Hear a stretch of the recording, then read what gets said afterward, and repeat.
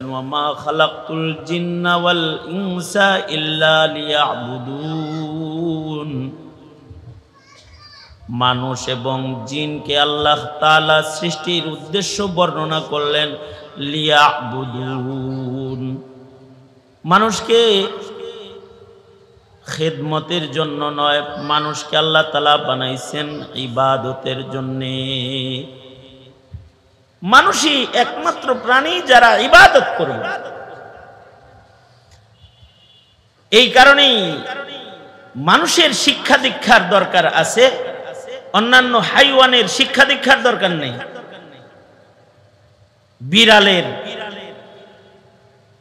ইবাদত নাই, কারণ ওর খেদমত আছে। মনিবের ঘরের ইঁদুর তাড়াবে, ওর শিক্ষার দরকার নেই। ওকে আল্লাহ তাআলা একটা ফিতরাত আদাত যেটা দিবেন, সৃষ্টি করার সময় এটা দিয়ে দিবেন। নতুন করে শিক্ষিত হওয়ার জরুরত ওর নাই, কারণ ওকে সৃষ্টি করা হয়েছে খেদমতের জন্য। এ কারণেই ওদের কোনো শিক্ষা দীক্ষা নাই। ওদের জন্য মাদ্রাসা দরকার নেই, স্কুল কলেজ দরকার নেই। ওদের আদত আর স্বভাবের জন্য যতটুকুন জ্ঞান দরকার অতটুকুন সৃষ্টিগত ভাবেই ওদেরকে আল্লাহ তাআলা দান করেছেন। জন্মের সাথে সাথে ওদের জ্ঞান আছে অতটুকু। যেমন মুরগি ডিমের আবরণ থেকে বের হওয়ার সাথে সাথে ওকে যে আল্লাহ তাআলা আদত ফিতরত দিছেন, এটার উপরে ওর যাত্রা শুরু হয়ে যায়। ডিমের আবরণ থেকে বের হয়ে শুয়ে থাকে, বসে থাকে, নাকি সাথে সাথে হাঁটে? সাথে সাথেই হাঁটে। ওর খাবারগুলো ও চিনে। শিক্ষক দরকার নাই, শিখানোর দরকার নাই। পাথরের কণার ভেতরে যদি চালের গুঁড়া ছিটায় দেয়, একটা মুরগির বাচ্চাও পাথরের কণা খাবে না। কুড়ায়া কুড়ায়া ওর যে খাবারটা, চালের দানাটাই ও কুড়ায়া কুড়ায়া খায়। বলুন তো ওকে এই শিক্ষা প্রদান করলেন কে? জোরে আওয়াজ করে বলেন আল্লাহ। ছাগলের বাচ্চা জন্মের পরেই হাঁটে, আর এমন ভাব লইব জন্মের পরেই প্রথম দিন দ্বিতীয় দিনেই গুতাগুতি শুরু করে যায়। মারামারিও শিখা বাইরইছে, মাথা উঁচা করে গুতা মারা কাউকে শিখাইতে হয় নাই। এই আদত দিয়েই আল্লাহ ওকে তৈরি করেছেন। গরুর বাচ্চা দুধ কেমনে খাবে? মায়ের স্তনে মুখ দিয়ে গুতা দিলে পরে ওর মায়ের দুধ বের হবে, বন্ধ তালা খুলবে। ওকে কেউকে শিখাইতে হয় নাই, একা একাই গুতাগুতি শুরু করে মায়ের স্তনে।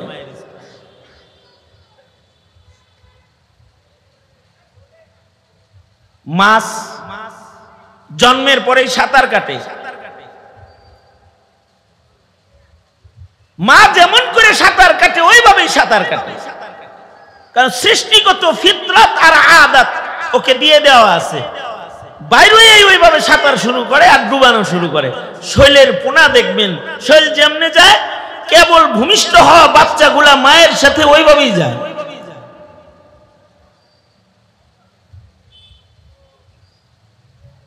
পৃথিবীতে এমন কিছু প্রাণী আছে যারা মার সাক্ষাৎ পায় না। শিক্ষক মাও তার শিক্ষক না, সরাসরি আল্লাহ তার শিক্ষক। ও জন্মের পরে মা বাবার দেখাও পায় না। যেমন সাপের বাচ্চা, সাপ কোথায় ডিম পারে এটা আল্লাহ তাআলা সাপকে ভুলাইয়া দেয়। সাপের মা বাপ থাকে এক জায়গায়, আর সাপের জন্ম হয় আর এক জায়গায়। কিন্তু জন্মের সাথে সাথে ও মায়ের স্বভাব ওর ভেতরে চলে আসে। একদিনের বয়সের সাপের লেজে যদি কেউ পাড়া দেয়, তাইলে একদিন বয়সের সাপটাও মায়ের মতো ডিফেন্স পাওয়ার নিয়ে মাথা উঁচা করে দাঁড়ায় যায় সবল দেওয়ার জন্য। এটা ওর আদত, এটা ওর স্বভাব।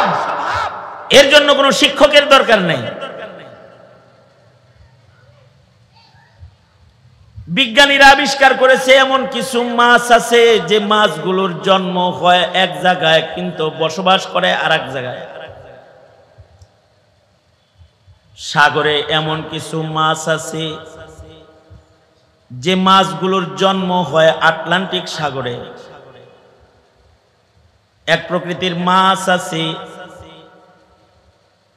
যে মাছগুলো বাচ্চা প্রসবের জন্য পৃথিবীর সব সাগর থেকে হাজার হাজার মাইল সাঁতার কেটে বাচ্চা প্রসব করার জন্য আটলান্টিক মহাসাগরে চলে যায়। কারণ আটলান্টিক মহাসাগরে যাওয়ার পূর্ব পর্যন্ত এই মাছগুলোর বাচ্চা হবে না। মাছগুলো বসবাস করে বঙ্গোপসাগরে, ভারত সাগরে, আরব সাগরে। কিন্তু মায়ের যখন বাচ্চা হওয়ার সময় হয়, বাচ্চা প্রসব সেন্টার হলো আটলান্টিক মহাসাগর। এই মাকে বাচ্চা প্রসব থিয়েটার চিনাইতে হয় না।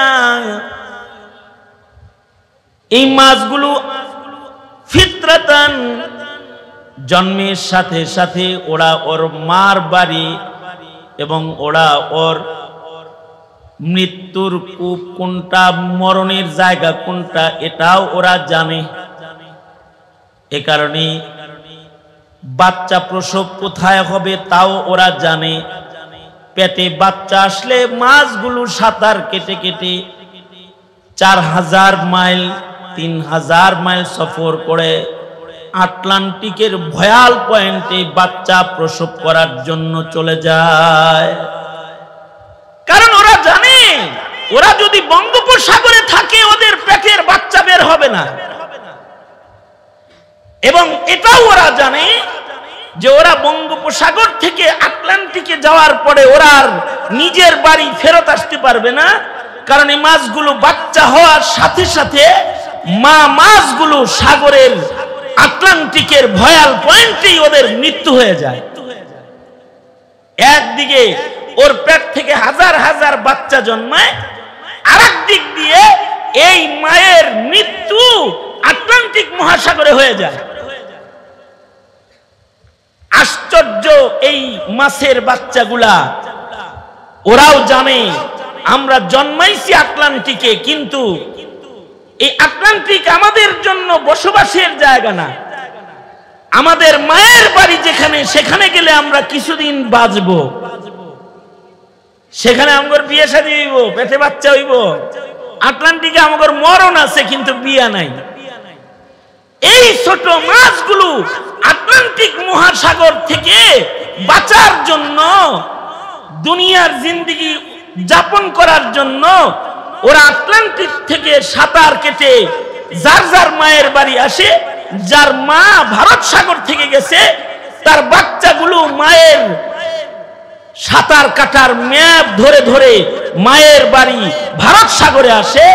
যার মা বঙ্গোপসাগর থেকে আটলান্টিকে গেছে সে বঙ্গোপসাগরে মায়ের বাড়ি আপন নিরে চলে আসে। এটার জন্য কোনো গুগল ম্যাপও লাগে না, শিক্ষকও লাগে না। এই আদব, এই শিক্ষা, এই ফিতরত ওদেরকে সৃষ্টিগতভাবেই একজন দান করেছেন। তিনি কে? জোরে আওয়াজ করে বলেন। ওর কোনো তালিমের দরকার নাই।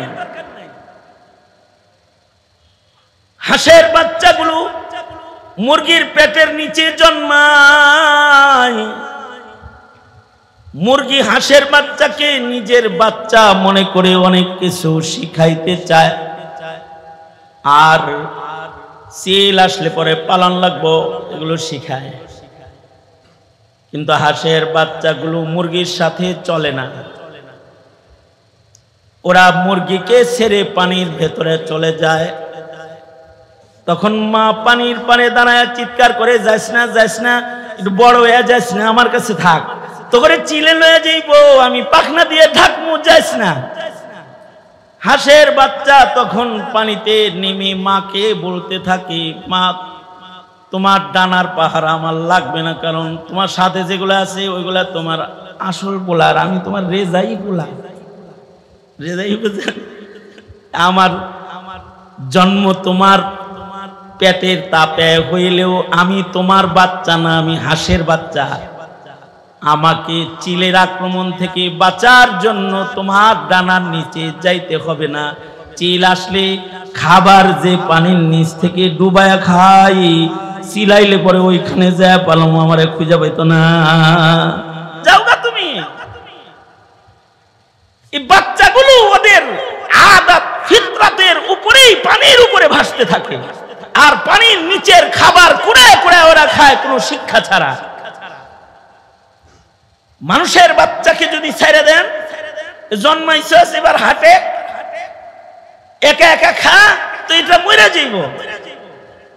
এটাকে শিক্ষা দীক্ষা দেওয়ার দরকার আছে, কারণ তাকে আদতের উপরে জীবন কাটানোর জন্য বানানো হয়নি। সে মৃত্যু পর্যন্ত একটা কাজ করবে, সেটা তার কাজ হইল ইবাদত। তার কাজ কি? জোরে আওয়াজ করে বলেন, আরো জোরে করে বলেন, তার কাজটা কি? তার কাজ হলো ইবাদত। মরণ পর্যন্ত সে ইবাদত করবে, এজন্য তাকে বানানো হয়েছে। এ কারণে তার অভ্যাসের উপরে তার জীবন শেষ নাই, তার শিক্ষার দরকার। জন্মের পর থেকেই তার শিক্ষা জীবন শুরু হয়ে যায়। মা বাবা তাকে শিখাইতে থাকে। কুকুরের বাচ্চা এটারে যদি কলেজেও ভর্তি করে দেন, তাও পেশাব এক পৌঁছা করেই করব। ওটা ওর আদত, এই আদতের উপরে ওর মৃত্যু হইব। কিন্তু মানুষের বাচ্চা জন্মের পরে সে পেশাব করছে, 2 বছর পরে হাঁটছে আর মুছছে, হাঁটছে আর পেশাব করছে। কয়েক বছর পরে মায়ের কাছে শিশু আসছে, এটা বলা শিখছে। এবার মা যেখানে বসায় দিছে সেখানে পেশাব করছে। এর কিছুদিন পরে বাথরুমে মা ঢুকতে চাইলে তার শরম আল্লাহ দান করেছে, সে দরজা লাগাই দিছে, না তুমি আমার শরম দেখতে পারবে না, যাও আমি পারি। এরপরে সে আস্তে আস্তে ধীরে ধীরে তার অবস্থার পরিবর্তন ঘটেছে, একটা শিক্ষার মাধ্যমে, একটা তরবিয়তের মাধ্যমে। মানুষের এই তরবিয়তটা যদি ইহুদিদের তরবিয়ত হয়, মানুষের এই তরবিয়তটা যদি নাসারাদের তরবিয়ত হয়, মানুষের এই তরবিয়তটা যদি বৌদ্ধ খ্রিস্টান নাস্তিকদের তরবিয়ত হয়, তখন জন্মের পরে ঈমানদারও নাস্তিক হয়ে যায়, বেঈমান হয়ে যায়, মুরতাদ হয়ে যায়, ইহুদি হয়ে যায়, খ্রিস্টান হয়ে যায়। আর এই মানুষের বাচ্চাগুলোর তরবিয়ত যদি নবীর দেওয়া কোরআন হাদিসের আলোকে ইবাদতের তরবিয়ত হয়, তখন এই তরবিয়তের কারণে তার জিন্দেগি পুরাটাই বন্দিগি হয়ে যায়। এই কারণেই মানুষের ভেতরে শিক্ষকের জরুরত পড়েছে। এ কারণেই আল্লাহ তাআলা বাবা আদম থেকে আমাদের নবী পর্যন্ত সকল পয়গম্বরকে শিক্ষক করে পাঠাইছেন। পয়গম্বররা আল্লাহ পাকের ইলমের নূরের আলোয় মানুষকে শিক্ষা প্রদান করেছে। আমাদের নবী আলাইহিস সালাতু ওয়াস সালাম শেষ নবী ও শেষ শিক্ষক। এবার আমাদের সন্তানদেরকে শিক্ষা দীক্ষা দেওয়ার জিম্মাদারি আল্লাহ তাআলা আমাদের উম্মতের উলামা হযরত তাদেরকে দান করেছেন। তারা নায়েবে নবী, তারা জাতিকে ইবাদত শিখাবে, পন্নী জাতির ইবাদত শিখাইতে পারবে না, ইবাদত শিখাইতে পারবে না, কিন্তু আলেম মানুষকে ইবাদত শিক্ষা দিবে। কারণ উলামায়ে কেরাম হলো শিক্ষক।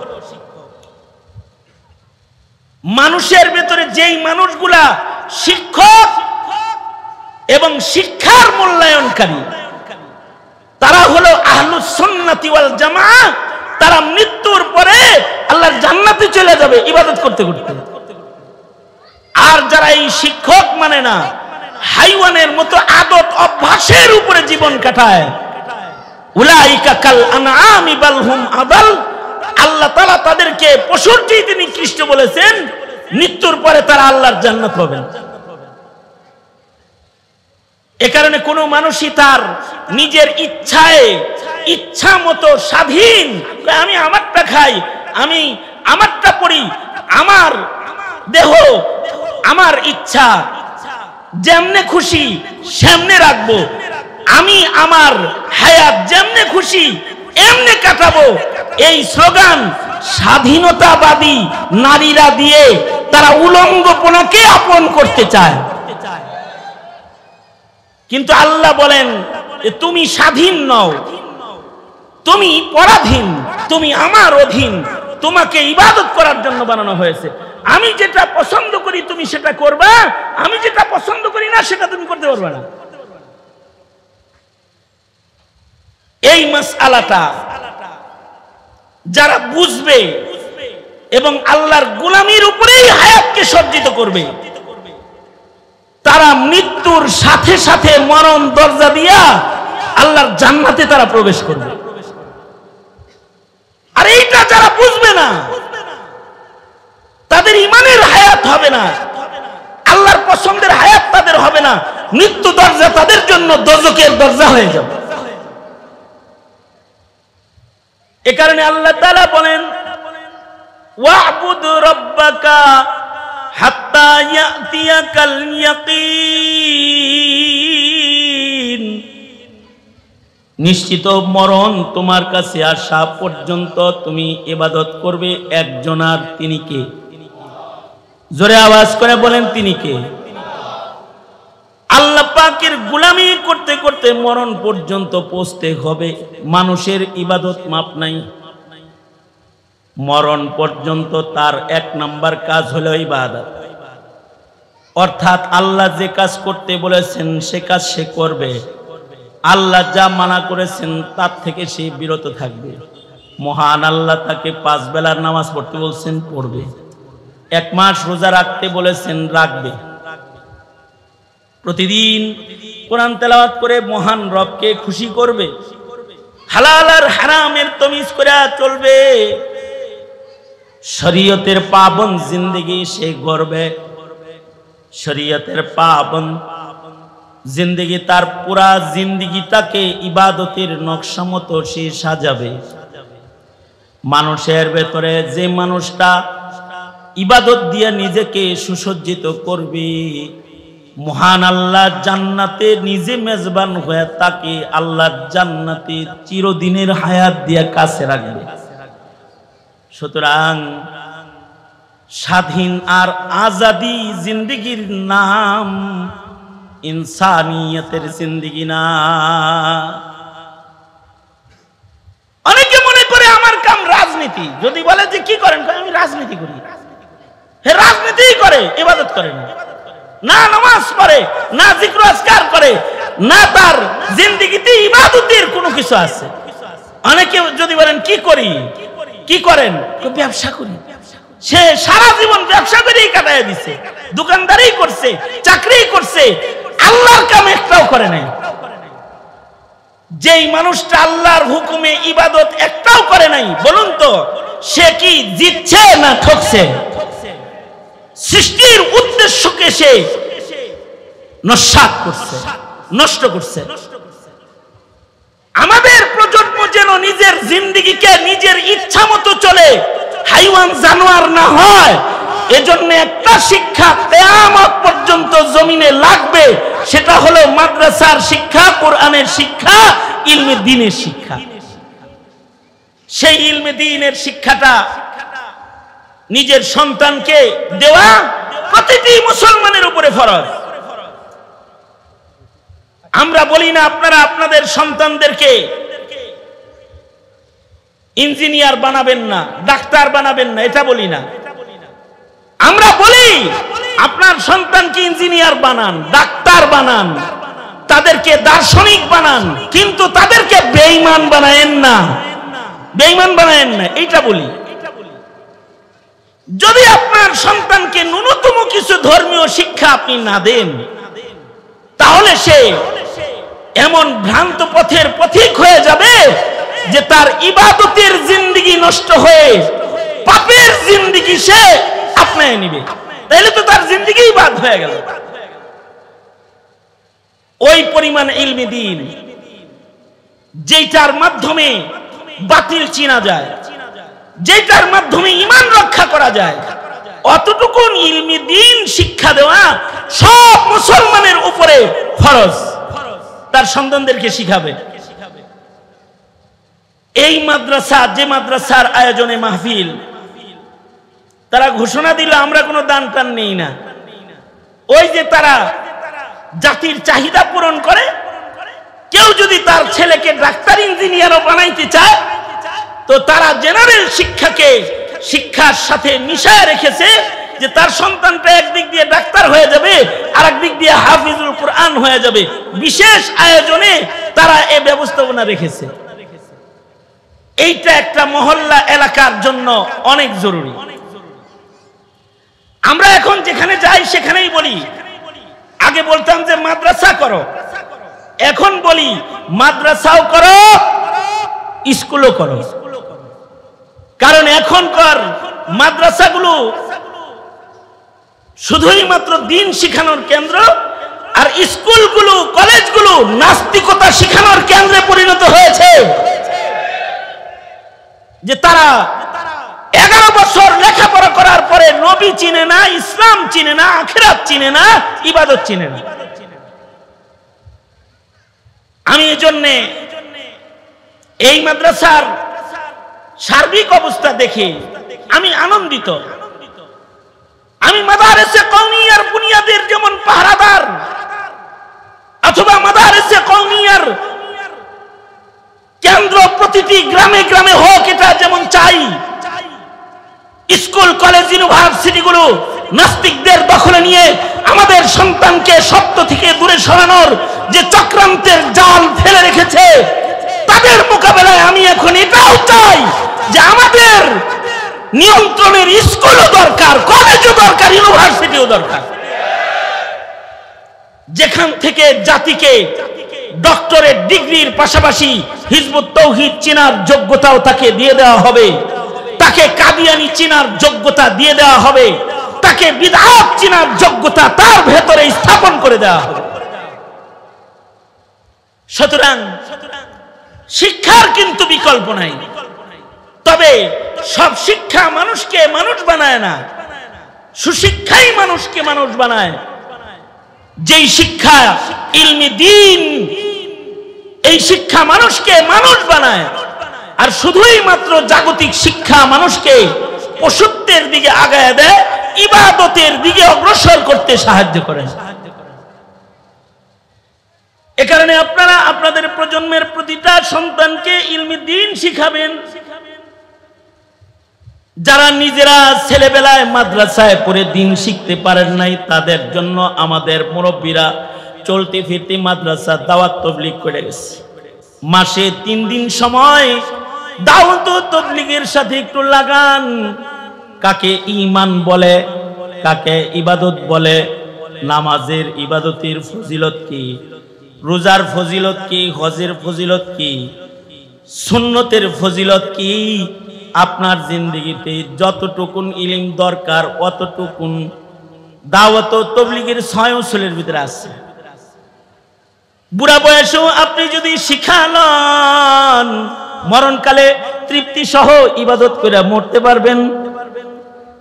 আল্লাহ ওয়ালাদের সান্নিধ্যে গিয়ে যদি আত্মশুদ্ধির সবকটা নিতে পারেন, আর কোনো অলি বুজুর্গের সোহবতে যায় যদি দ্বীনের দরদ বুঝতে পারেন, তাইলে মরণ পর্যন্ত শেষ সময় যখন কিছুই করার যোগ্যতা থাকবে না, কম আজ কম বিশুদ্ধ ইবাদত করে মরণ পর্যন্ত পৌঁছতে পারবেন। আর যারা বিশুদ্ধ ইবাদত করতে করতে মরণ পর্যন্ত পৌঁছলো, তারা সফল হয়ে গেল। আল্লাহ বলেন, ওয়া'বুদ রাব্বাকা হাত্তা ইয়াতিয়াকাল ইয়াকিন। আল্লাহ বলেন, বনি আদম, তোমরা ইবাদত করো মরণ পর্যন্ত, এটা মাপ নাই তোমার, শেষ নিঃশ্বাস পর্যন্ত ইবাদত করবা। এ কারণে নিজেরা আবেদ হওয়া, নিজের ঘরের মানুষদেরকে আবেদ বানানো, নিজেরা আবেদ হওয়া, নিজের সমাজের মানুষকে আবেদ বানানো, ইবাদত করনেওয়ালা বানানো, এটাই হলো আমাদের মূল কাজ। কারণ যদি আবেদ বানাইলাম ওকে আল্লাহর কাছে পৌঁছাইলাম, আর যদি ইবাদত না শিখাইলাম ওরে শয়তানের ঘরে দিয়ে দিলাম। সুতরাং মাদ্রাসাগুলোর সাথে থাকবো, উলামায়ে দ্বীনদের দিক নির্দেশনাকে ফলো করব এবং জিন্দেগি ইবাদত বানাইবার চেষ্টা করব ইনশাআল্লাহ। বলেন দ্বীনের দরদ বুঝাবো, দ্বীনের দরদ, ধর্মের দরদ বুঝাবো।